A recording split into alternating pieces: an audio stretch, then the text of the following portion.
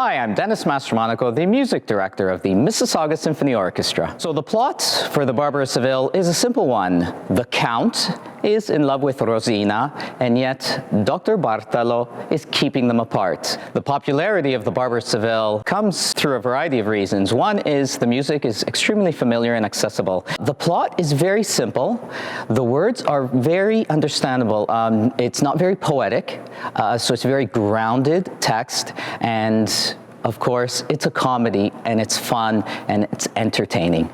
So if you have never gone to an opera or are not a fan of opera and haven't listened to much opera, you would still recognize music from the Barber of Seville. Of course, I think of two particular highlights. One is Figaro's aria, Largo al Factotum. It's often used in commercials and cartoons. And of course, the overture to the Barber of Seville, who, thanks to Bugs Bunny, generations of listeners have become very familiar with the Wabbit of Seville.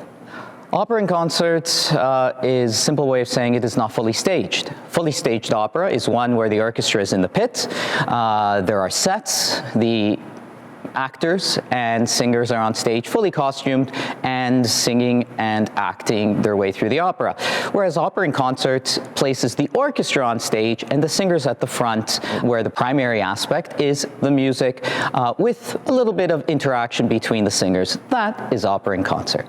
Opera has always been a passion of mine. Besides that, early on, I heard opera in the house growing up.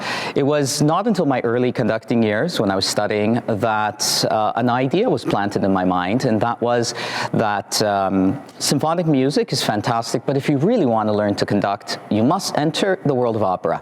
That was actually a chat I had with my earliest mentor. That was Roberto de Clara, wonderful conductor, and that led me to pursue conducting early on. My first professional job was actually in opera, and my first conducting studies outside of the country in Italy was in opera studies.